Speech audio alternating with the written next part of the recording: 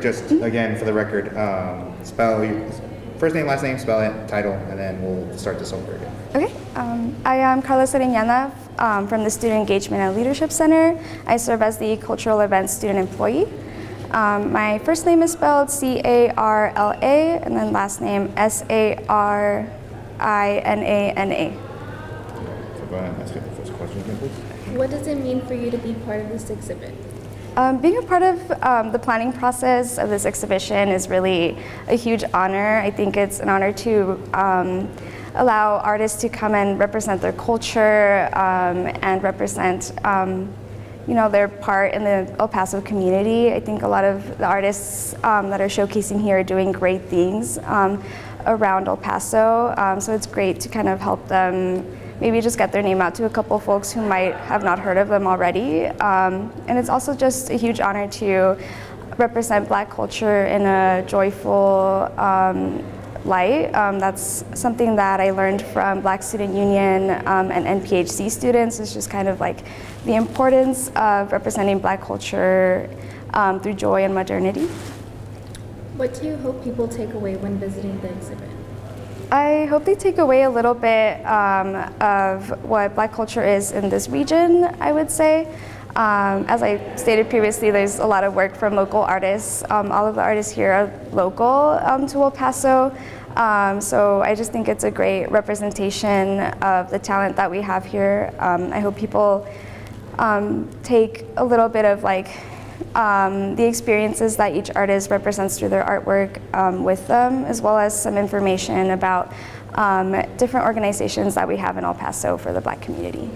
Really quick to add on to that, the age ranges of some of these artists, if you can speak on that. Yeah, there's some Utep students who I would say are probably late teens, early 20s, and then we do have artists like Keith Miller, whose work is to the left of me. He's in his 60s, 70s. Him and his wife make artwork together. So it's a pretty wide range of artists that we have in the exhibition. How does the artwork reflect Black history and culture? I would say the artwork kind of reflects personal experience that the artists have through representing their own culture, their own backgrounds. I think when you look at each piece, there's a representation of that in each and every one of them. I think you can't really define Black culture as one thing. I think that's why exhibitions, especially art exhibitions, are really important, because they allow you to view the intersectionality within a certain culture. Why is it important for the community to participate in exhibits like this, especially here in El Paso? Yeah, I think it's just important to stay engaged and learn about what creatives are doing here. There's a lot of work being done by the El Paso Black Arts Association, who are one of our community partners. They actually have a gallery up themselves at the International Museum of Art. So it's really exciting to have two exhibitions currently running. A lot of the artists that are exhibiting here are also exhibiting their work at the Black Arts Association one. I just think it's important for people to go out and experience it. This one? Yeah. What inspired this exhibit? So this is our third annual Black History Month exhibition. So the original idea of hosting an art gallery in honor of Black History Month came from a meeting that we had with Black Student Union and PhD students, as well as some folks in the African Studies Department. So that's kind of something that they emphasized was important and relevant. And it's been great to be able to continue that for the third time. Yeah, I think it's really just rooted on people coming together and planning on something to represent Black culture. And then actually, just really quick, for those who want to still, I don't know if they would still be able to, put their artwork in for this exhibit. but for fall, coming up exhibits, if you guys might have some of those. Yeah, so we usually do host exhibits for different cultural services and like nationally recognized celebrations as well. A big one is Hispanic Heritage Month. That is during the month of September, like mid-September through mid-October. We usually start accepting submissions for that in August. It's a great opportunity for more artists to get their work in. We've also done galleries for Queer History Month and Native American Heritage Month. I know there's other community folks that do Women's History Month as well. So it's really just keeping an eye out on the opportunities here, because there are a few at Utep. Go ahead. Is it open to the public, and until when? Yeah, so the exhibit is open to the community whenever the Union Building is open, which is 10 a.m. to 7 a.m. to 10 p.m. Monday through Friday, and then on the weekends from 7 a.m. to 5 p.m. I believe. The exhibit is open to the community, so anybody can come down until February 28th. Sorry, and then we'll go ahead and ask the last question, but can you just move your just a tiny? Oh, sorry. There you go. You're Okay. fine. Just don't want to scrub it up against the mic with that. Go ahead. How can people support the artist? Yeah, I mean, all of the, so the ways, sorry, I'm going to start that over. I don't know why I just a great way to support the artists that are exhibiting is to follow them on Instagram. Their information is tagged. That way they can keep up with whatever they're up to, or maybe if they are selling artwork. I think it's a great way to just keep, sorry, I'm like keep you're losing my fine. train of thought. I'm going to You're start great. that over. Yeah, no, that's fine. Well, thank Again, you. it's not live or anything, so. Yeah. So a great way for people to stay connected with the artists in the gallery is just to follow them on their socials. They are tagged on the description cards that we have for them. So it's a great way to just keep up with whatever they're doing and support their artwork as well. Perfect. Victor, anything we might have missed? No? You didn't want to mention anything else that we might have missed? I don't think so. I think because you guys got the closing time, and then how many artists are involved in this exhibit? And about like, I guess, how many pieces of artwork do you guys have? If you know. I don't know from the top of my head because there was a lot of prints and I didn't count them. But yeah, I'm just gonna say 2, 3, 4, 5, 6, 7, 8, 9, 10, 11, 12. Yeah, I would say we have 12 artists featuring their artwork. There might be a couple more. Yeah, I'm gonna say 15. Okay. Sorry.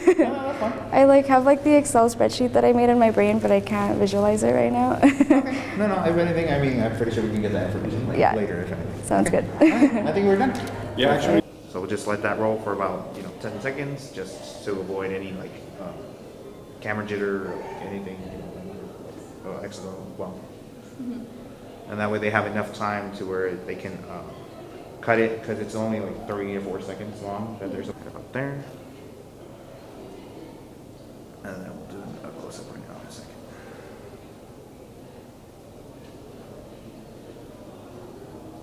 You did good. Do you have any questions, beside the whole process? No. Okay.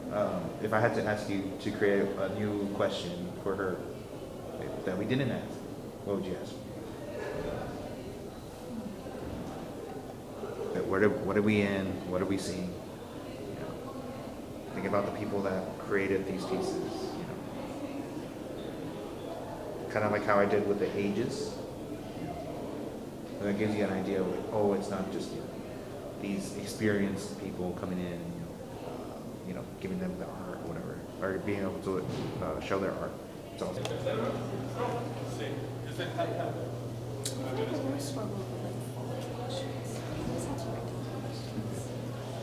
Okay, so think about the questions we asked. Obviously, mine was a follow-up question about the ages. And then even then afterwards, it's even if you don't get that information on camera, that's fine.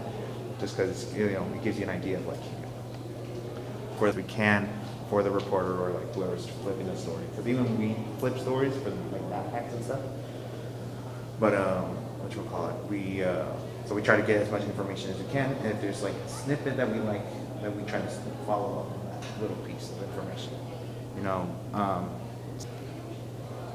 So just, it's always, good to listen to what she's saying. And I know we both, kind of work, but it's good to listen in, just trying to find that little, like, wait a minute, can you go back on this? Can you elaborate a little bit more? Like even then, just so you know, they're like, oh, I know you said this, like, just elaborate a little bit more. But sometimes, people will give a little bit more information about whatever you just said. Sometimes, just depends on the scenario.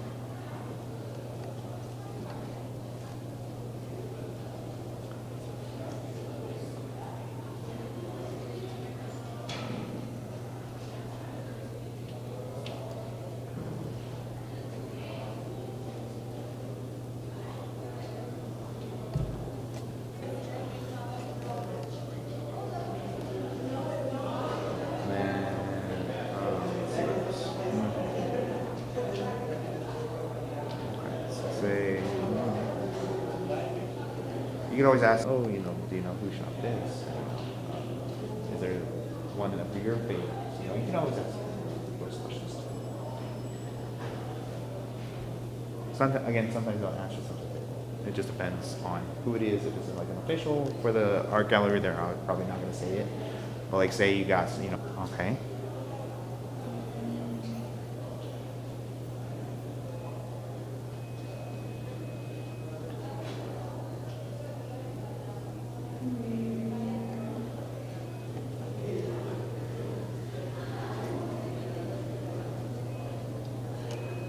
Hey, was this gonna be a vote? All right, bye.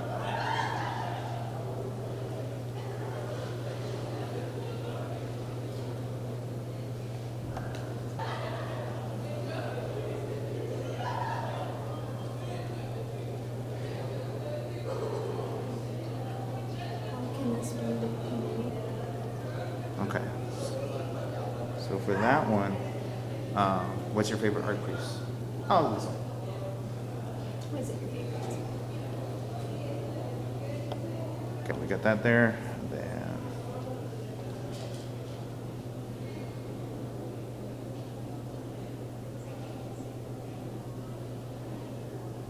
Then you see how just it gives it some variety, like just something else. And then we can also like do like a wall shot. Well, I call it a wall shot. Basically, you're just like lined up with the wall. You're parallel to the wall, and you're just trying to focus on whatever is on the wall. But for this, anyway, we can try to do that right now.